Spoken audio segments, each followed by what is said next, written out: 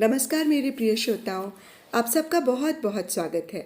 आज मैं आप सबको मालती जोशी जी द्वारा लिखित एक कहानी मेरे आंचल का अभय लोक सुनाने जा रही हूँ।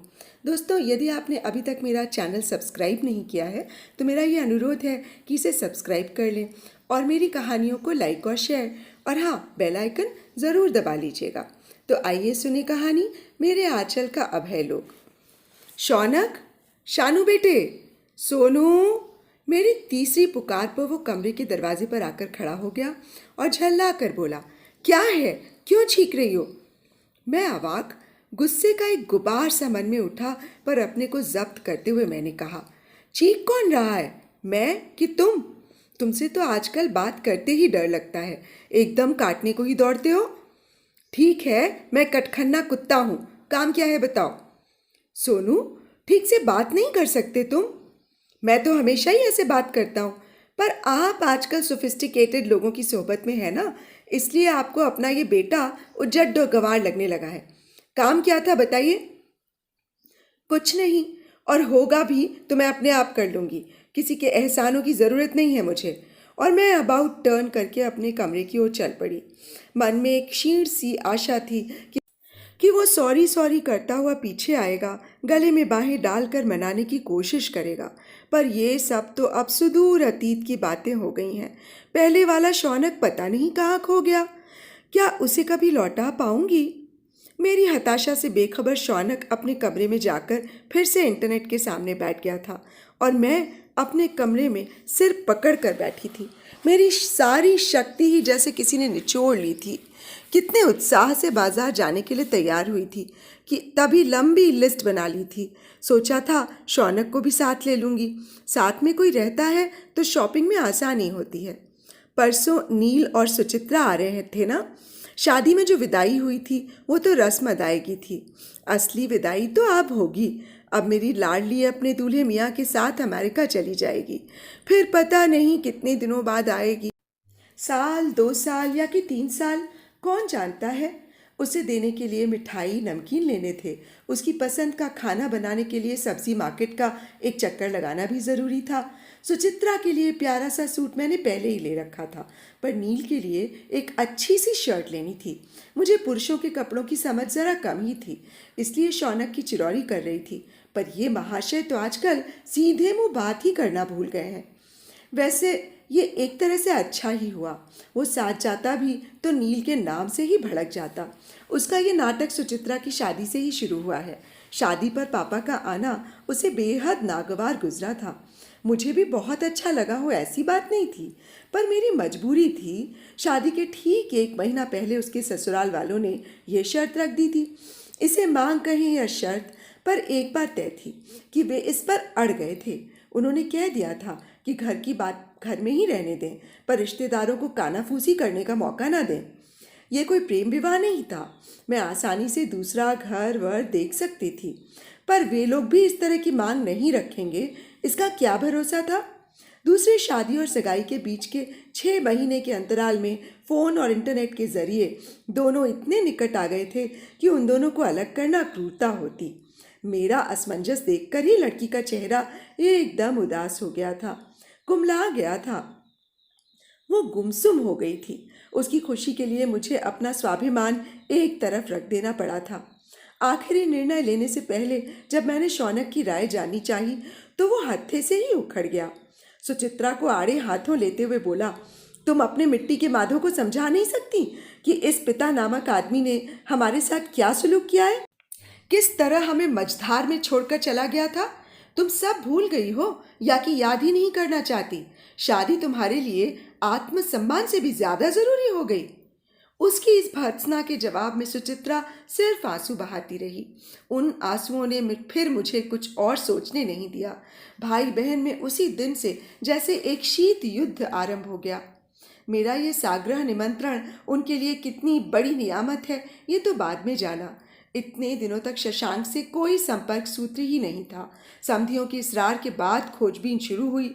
मेरे निमंत्रण के उत्तर में उनका जो फोन आया उससे ज्ञात हुआ कि 2 साल तक कैंसर से लड़ने के बाद जूलियन 4 महीने पहले चिर निद्रा में सो गई है।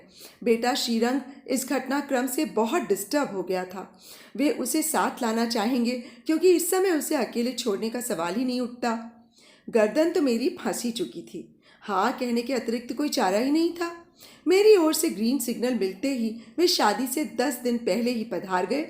घर की साफ सफाई और रंग रोगन का हवाला देकर मैंने उन्हें होटल में रुकवा दिया। वे दिन में एक आध चक्कर लगा ही लेते थे, पर श्रीरंग दिन भर यहीं बना रहता। माँ की बीमारी और फिर उसकी मृत्यु ने उस 12-13 साल के बच्चे को बड़ा विचलित कर दिया था। यहाँ मेहमानों से भरे पूरे घर में रहना उसे अच्छा लग रहा था। मेहमान भी उस गोरे चिट्टे गदबदे बच्चे से बड़े खुश थे। उसकी अटपटी हिंदी सबके मनोविनोद का साधन थी। सुचित्रा से तो उसकी बहुत ही अच्छी पटरी बैठ गई थी। दिन भर उसके आसपास मंडराता रहता, सारी रस्मों को बड़े गौर से देखता। सुचित्रा की विदाई के बाद उसने मेरा पल्ला पकड़ लिया। रात को बड़ी मुश्किल से बहलाकर उसे होटल भेजना पड़ता। उस नन्हे से बच्चे के साथ इस तरह की ज्यादती करना अच्छा नहीं लगता था, पर मुझे शौनक से डर लगने लगा था। श्रीरंग उसे फूटी आंखों नहीं सुहा रहा था। वो ऐसी वहशी नज़रों से उसे घूरता कि मेरा मन कांप कांप जाता था। पूरी शादी में उसका मुंह दुखड़ा ही रहा। बहन से तो उसने अबोला ही कर लिया था। उसकी विदाई के समय तो वो कहीं गायब हो गया था। लोगों के सामने बहाने बना बना कर मैं परेशान हो गई थी। कन्यादान पर बैठने से पहले मैंने उससे कहा था, सोनू, फेरों के समय भाई की उपस्थिति आवश्यक होती है, तुम आसपास ही रहना। किसके फेरे? किसके मतलब? सुचित्रा के। और किसके? मुझे लगा आप अपनी बात कर रही हैं। सोचा मामा जी हैं तो मेरी क्या जरूरत है। तुम पागल तो नहीं हो गए हो? मैं पागल ही सही, पर आप दुल्हन से कम नहीं लग रही हैं। किसी से भी पूछ लीजिए। ये शौनक की खास अदा है, नाराज हो जाएगा तो आप करने लगेगा। सोनू, मेरी बेटी की शादी है, क्या मैं ढंग के कपड़े भी ना पहनूं? अभी कन्यादान पर बैठना है, 10 लोग देखेंगे। पहले अपने रिश्ते को वैधानिक तो कर लीजिए, फिर कन्यादान कीजिएगा। सोनू प्लीज, इस समय उल्टी सीधी बात मत करो। पंडित जी के दिमाग में कीड़ा घुस गया तो लेने के देने पड़ जाएंगे, किए कराए पर पानी फिर जाएगा। उसके बाद उसने कुछ नहीं कहा, पर मेरे अंदर ऐसा डर बैठ गया कि जब पंडित जी ने कन्या के भाई को आवाज़ दी तो मैंने बड़े भैया के बेटे को ही आगे कर दिया। करने को तो मैं श्रीरंग को भी आगे कर सकती थी, पर फिर तो शौनक मुझे खा ही जाता। कभी कभी मुझे लगता है कि शौनक के मन में शायद ये डर बैठ गया है कि मैं पुराने संबंधों को फिर से जीवित करना चाहती हूँ, पर यह उसका निरा भ्रम है। पुराना तो अब कुछ भी लौट नहीं सकता। उसे तो मैंने बहुत गहरे दफन कर दिया है। उन दिनों की याद भी आती है तो कलेजे पर सांप लौटने लगता है। अच्छी खासी गृहस्थी चल रही थी, पर पता नहीं क्यों इनके मन में निरंतर एक असंतोष पल रहा था। फिर एक दिन लगी लगाई नौकरी छोड़कर बेहतर भविष्य बनाने के लिए यूएसए चले गए। 2 साल तक हम उनके पत्रों के सहारे जीते रहे। मेरी नौकरी थी, फिर भी उनके भेजे चेक्स का इंतजार तो रहता ही था। बच्चे बड़े हो रहे थे, उनके साथ ही उनके खर्च भी बढ़ रहे थे। अड़ोसी पड़ोसी सब में प्रचारित हो गया था कि हम लोग बस अब जाने ही वाले हैं, बस वहाँ से बुलावा आने का इंतज़ार है। मैंने सबके पासपोर्ट बनवा कर रख लिए थे। हर साल सेशन शुरू होते ही मैं पूछ लेती कि बच्चों के एडमिशन करवा लूँ क्या। वे कहते अभी तो करवा लो, बाद में टीसी वगैरह निकलवा लेंगे। 2.5 साल इसी उहापोह में निकल गए। फिर एक दिन वज्रपात सा उनका लंबा पत्र आया। ढेर सारी क्षमा याचना के बाद लिखा था, सॉरी नीरू, मैं अकेलापन बर्दाश्त नहीं कर पाया। तुम्हारे पास तो फिर भी बच्चे थे, पर इस अनजान मुल्क में मैं बिल्कुल अकेला पड़ गया था, इसीलिए मोहजाल में फंस गया। अब हम इतना आगे निकल आए हैं कि पीछे लौटने का कोई रास्ता ही नहीं है। क्या तुम मुझे आज़ाद कर सकोगी? अगर कर सको तो आजीवन तुम्हारा ऋणी रहूँगा। विश्वास रखो, इसके बाद भी मैं तुम्हें और बच्चों को किसी प्रकार का अभाव नहीं होने दूंगा। आघात जबरदस्त था। उससे उबरने में थोड़ा वक्त तो लगना ही था, पर उसके बाद मैंने क्षण भर का भी विलंब नहीं किया। उन्हें मनचाही आज़ादी तो दे ही दी, साथ ही उन्हें सारी जिम्मेदारियों से बरी कर दिया। कह दिया कि ये मेरे बच्चे हैं, इन्हें मैं पाल लूंगी, आपको चिंता करने की ज़रूरत नहीं है। बच्चों की हताशा देखी नहीं जाती थी। इतने दिन तक बेचारे एक स्वप्न लोक में जी रहे थे और उनके सपनों का महल एकदम भरभरा कर गिर गया तो वे हक्का बक्का रह गए। बेचारे छोटे ही तो थे, शौनक 11 का और सुचित्रा 13 की। बच्चे बहुत छोटे होते हैं तो चीज़ों को जल्दी भूल जाते हैं, बड़े होते हैं तो अपने आप स्थितियों पर समझौता कर लेते हैं। पर ये बीच वाली उम्र बड़ी खतरनाक होती है। मुझे उनके चेहरे देखे नहीं जाते थे। बच्चों को सवसाद से बाहर निकालने में मेरी सारी ऊर्जा खत्म होती रही। अपने लिए रोने बिसूरने का समय ही नहीं रहा। धीरे धीरे सब कुछ सामान्य होता चला गया। गाड़ी पटरी पर आ लगी। यूं तो 2.5-3 साल से बच्चों के पिता बाहर ही थे, पर तब उनसे एक तार सा जुड़ा हुआ था। उसके टूटते ही बच्चे जैसे अधर में लटक गए थे। उन्हें जमीन पर उतारने में बड़ी मशक्कत करनी पड़ी। मैं अपने को शाबाशी देते नहीं थकती थी कि मैंने कितना मुश्किल काम कर दिखाया है। तब ये पता नहीं था कि अपने छोटे से मन में शौनक एक ज्वालामुखी छिपाए हुए है। इस घटना के 12 साल बाद उस ज्वालामुखी में विस्फोट हुआ था। उसने घर की शांति के परखच्चे उड़ा दिए थे। कारण सिर्फ इतना था कि इस घर में उसके पिता का नाम फिर से लिया जाने लगा था। सुचित्रा तो सारा इतिहास जानती थी। वो नील को समझा सकती थी। नील अपने माँ बाप से बात कर सकता था, पर उन सब ने मिलकर गेंद मेरे ही पाले में डाल दी थी। निर्णय मुझे ही लेना था और बेटी की खुशी के लिए अपना आत्मसम्मान ताक पर रखकर मैंने शशांक को आमंत्रण दे दिया था और मेरा ये अपराध शौनक माफ़ नहीं कर सका था। सुचित्रा की शादी के बाद तो उनका इस घर में आना वो बिल्कुल ही बर्दाश्त नहीं कर पा रहा था। वे भी बेटे की बेरुखी को भांप गए थे, पर श्रीरंग को वे नहीं रोक पाए थे। आखिर मैंने ही कहा, अभी आपकी 8-10 दिन की छुट्टी बाकी है, बेटे को भारत दर्शन करवा दीजिए, पता नहीं फिर कब आना हो। मेरा मंतव्य वे समझ गए थे और दिल्ली आगरा घुमाने चले गए। 2-3 दिन घर में शांति थी कि सुचित्रा के आगमन की सूचना मिली और फिर वही सब। उस दिन शौनक सुबह से ही निकल गया। उसका मूड देखकर मैंने रोकने की भी चेष्टा नहीं की। सारा काम निपटाकर मैं ही उन्हें एयरपोर्ट लेने चली गई। उन्हें चाय नाश्ता करवाकर मैं रसोई में चली आई। काफ़ी कुछ तैयारी करके गई थी, पर फिर भी कुछ तो रह ही जाता है। मैं रसोई में आई तो मेरे पीछे पीछे सुचित्रा भी चली आई। मैंने कहा, बेटा बाहर नील अकेले बैठे हैं, अच्छा नहीं लगता, तुम उनके पास जाओ।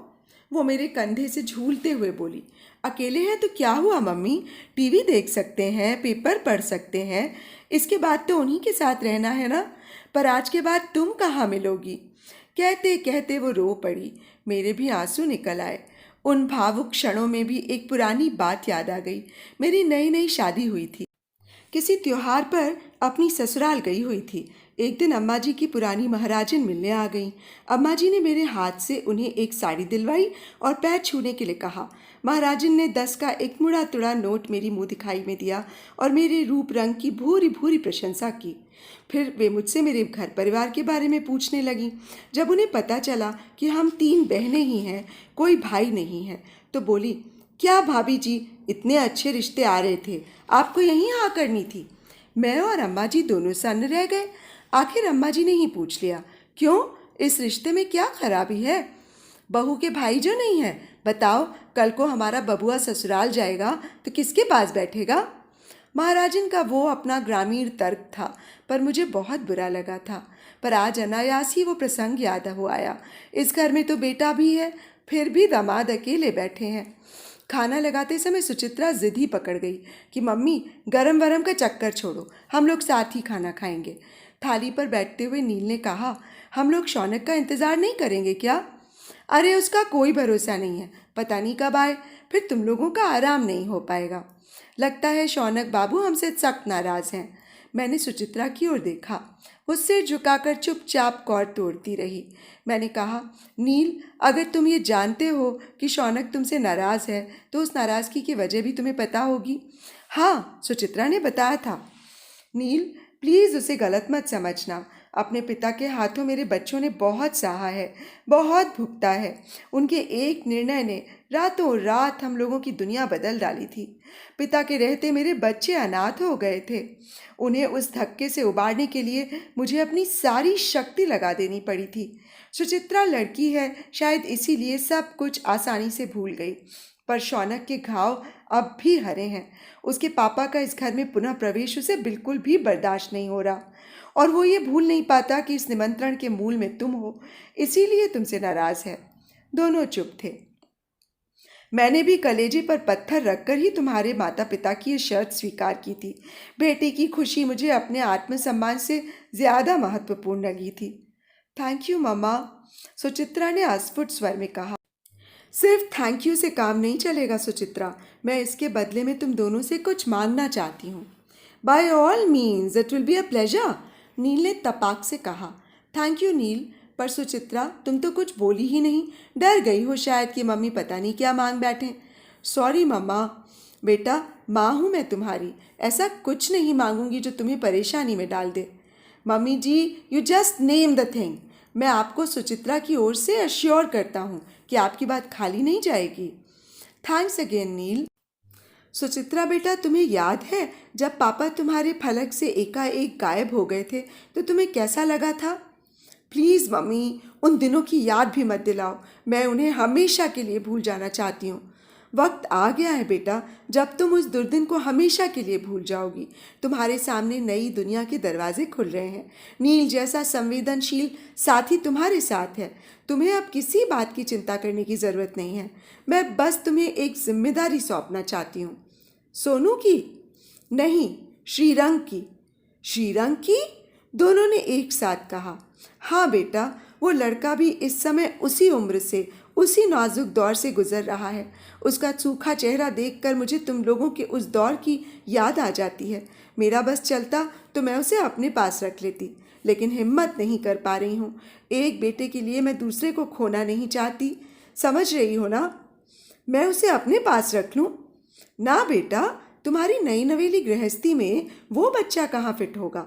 मैं तो बस इतना चाहती हूँ कि तुम उससे जुड़ी रहो। पत्रों से, फ़ोन से, राखी भाई दूज पर तुम दोनों उसके पास चले जाया करो या उसे अपने पास बुला लो। वो बच्चा ममता के लिए छटपटा रहा है। उसे वह दो। उसके जीवन में एक शून्य भर गया है, उसे भरने की कोशिश करो। कुछ दिनों बाद वो अपने आप संभल जाएगा। मुझे मालूम है अमेरिका बहुत बड़ा देश है, दूरियां भी बहुत ज़्यादा हैं, पर इतना तो तुम अफोर्ड कर सकते हो, मुझे विश्वास है। मम्मी जी, उसकी किसी लंबी छुट्टी में हम उसे बुला लेंगे। उस समय आप भी हमारे पास आकर रहिए। जी भर कर उसे प्यार कीजिए। तुम्हारे यहाँ आना तो है, पर अभी नहीं। जब तुम्हारे घर में कोई नन्हा मुन्ना मेहमान आएगा तब पूरे 6 महीने आकर रहूंगी, बोर हो जाओगे। 6 महीने सोनू को छोड़कर रह लोगी? सुचित्रा ने कहा। तब तक क्या वो घर पर ही बना रहेगा? वो भी तो कहीं नौकरी पर चला जाएगा। ये उसका आखिरी सेमेस्टर चल रहा है, इसीलिए तो मुझे और भी चिंता हो रही है। ये फालतू की उधेड़ बुन कहीं उसकी पढ़ाई न चौपट कर दे। इसीलिए अब सब दूर से ध्यान हटाकर सिर्फ उसी को देखना है। खाने के बाद मैंने उन दोनों को ज़बरदस्ती आराम करने भेज दिया। कहा कि 4:30 या 4 बजे चाय बनाकर आवाज़ दूंगी। फिर रसोई समेटकर मैं अपने कमरे में आ गई, दरवाज़ा बंद किया और शौनक का नंबर लगा दिया।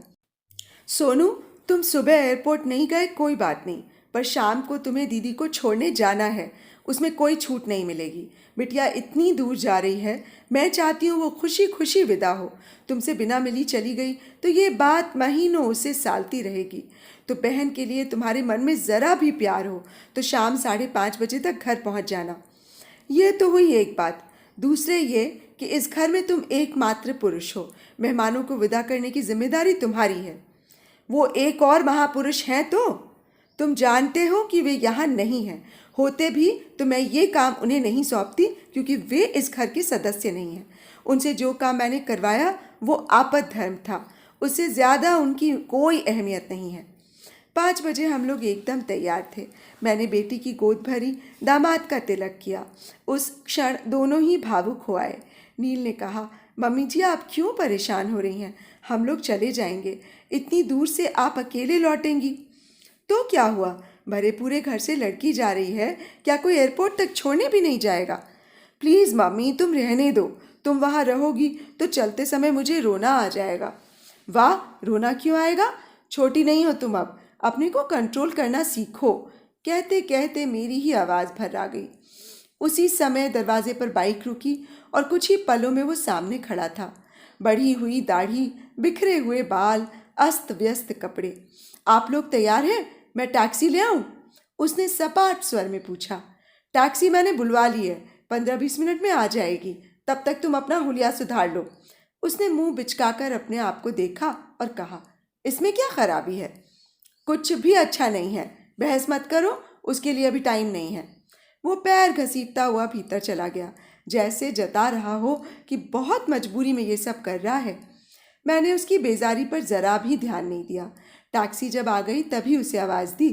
वो भीतर से नमूदार हुआ, साफ सुथरा, महकता हुआ, दमकता हुआ। ये हुई ना बात, अब लग रही है साले बहनोई की जोड़ी। मैंने उसका गाल थपथपाते हुए कहा। उसने हल्का सा मुंह फेर लिया। शायद ये भावुकता वो झेल नहीं पा रहा था, पर मैंने परवाह नहीं की। मेरे कहने से वो घर आ गया था, अब नहा धोकर अच्छे बच्चे की तरह बहन को छोड़ने जा रहा था। मेरे लिए यही बहुत था। मैंने खुद को ही शाबाशी देते हुए कहा, बधाई, राउंड 1 तो तुमने जीत ही लिया है। तो अभी आप सुन रहे थे मालती जोशी जी द्वारा लिखित एक कहानी, मेरे आंचल का अभय लोग। दोस्तों, आपको कहानी और वाचन कैसा लगा मुझे ज़रूर बताइएगा। तो अब मुझे इजाज़त दीजिए। नमस्कार।